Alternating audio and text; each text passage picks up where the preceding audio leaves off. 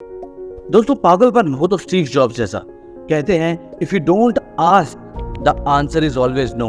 अगर आप पूछोगे ही नहीं, आपके अंदर चाह ही नहीं होगी कुछ जानने की समझने की, तो आपको वो आंसर कभी भी नहीं मिलेगा।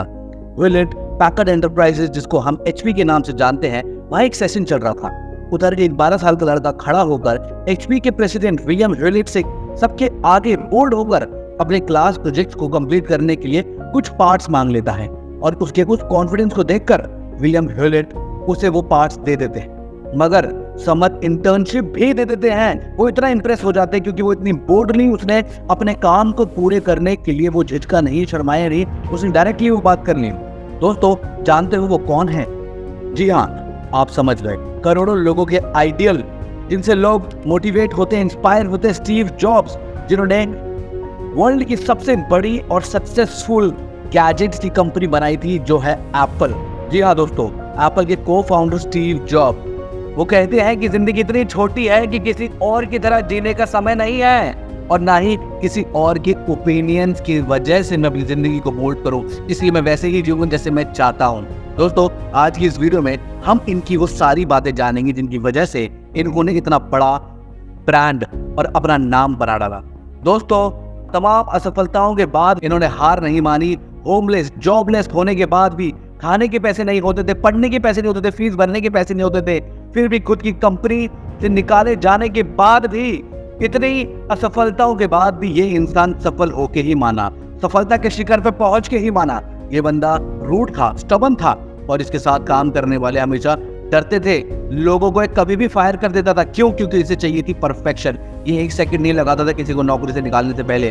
और दोस्तों इन सब के बाद भी ये दुनिया की लीडिंग कंपनी का सबसे सक्सेसफुल सीईओ बना रहा, जिसने एक डूबी हुई कंपनी को फिर से खड़ा कर दिया और वर्ल्ड की नंबर 1 कंपनी बना डाली, जिसके प्रोडक्ट्स आज भी एक स्टेटस सिंबल हैं। अगर किसी के पास एप्पल का फोन, एप्पल का लैपटॉप होता है तो उसकी अलग ही ब्रांड वैल्यू हो जाती है। दोस्तों ये बंदा बचपन से ही वियर्ड था, जो ना इनमें फिट होता था ना उनमें फिट होता था।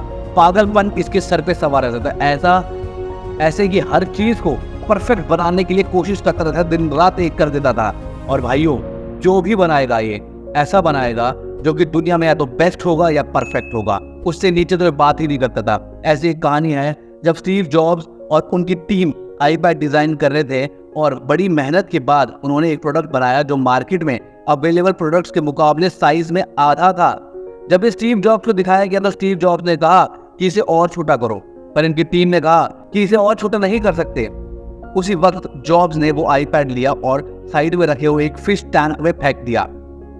उसमें से बबल्स निकलने लगे। तब स्टीव जॉब्स बोले कि इसमें अभी भी जगह है, जब इसके अंदर पानी घुस के बबल निकल सकता है तो फिर इसका साइज छोटा हो सकता है, इसे और छोटा करो।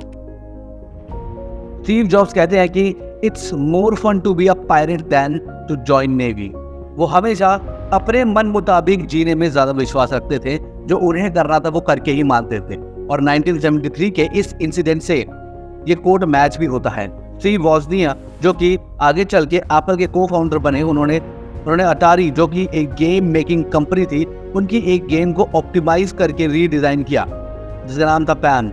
डिजाइन के बाद वॉजनिक ने गेम को स्टीव जॉब्स को दिखाया। स्टीव जॉब्स उस गेम को अटारी कंपनी में लेकर गए और वहां सबको गेम बहुत पसंद आया। सबको लगा कि स्टीव जॉब्स ने बनाई है, इसलिए उन्होंने स्टीव को टेक्नीशियन की जॉब ऑफर कर दी।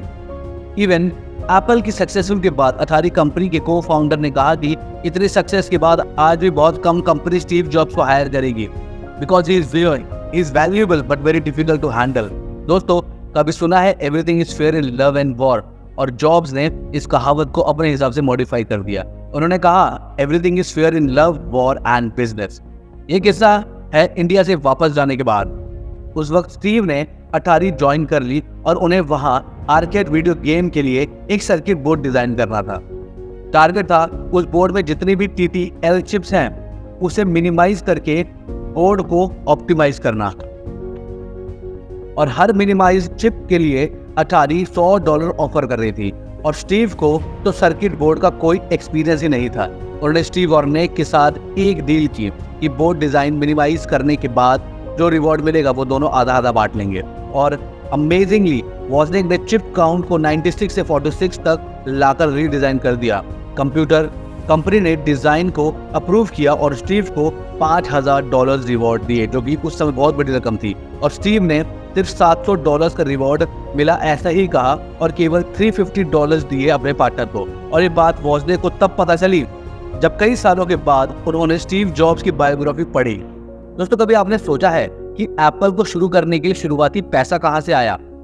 एक्चुअली इसके पीछे एक बहुत इंटरेस्टिंग स्टोरी है। 1972 में स्टीव वॉजनिक ने एक लो कॉस्ट बॉक्स डिजाइन किया जिसके टेलीफोन नेटवर्क को मैनिपुलेट करके फ्री में लोग डिस्टेंस कॉल कर सकते थे। स्टीव ने सोचा इसको सेल करके वो पैसा बना सकते हैं, इसलिए इस बंदे ने इसे अपने कॉलेज के कैंपस में ही $150 में बेचने का सोचा और जो ब्लू बॉक्स था इसको बेचना शुरू कर दिया। पर इसकी वजह से टेलीफोन कंपनी को काफी नुकसान होने लगा और इसलिए पुलिस के डर से इन्हें ये बिजनेस बंद करना पड़ा, पर फिर भी इससे $6,000 कमा लिए। स्टीव हमेशा कहते थे कि ब्लू बॉक्स नहीं होता तो एप्पल कभी शुरू ही नहीं हो पाती। दोस्तों, कुछ ऐसा था ये बंदा स्टीव जॉब्स। अगर आप भी स्टीव जॉब्स की तरह सक्सेसफुल होना चाहते हैं, आप भी mark Zuckerberg, Elon Musk, Ratan Tata, Dhirubhai Ambani, Shahrukh Khan की तरह सक्सेसफुल होना चाहते हैं तो वीडियो को लाइक करके कमेंट बॉक्स में लिखना हाँ मैं भी इतने सक्सेसफुल होऊंगा। और दोस्तों, बने हमारे चैनल को सब्सक्राइब करना, अपने दोस्तों के साथ ये वीडियो शेयर करना। धन्यवाद। फिर मिलेंगे नई वीडियो में। जय हिंद दोस्तों।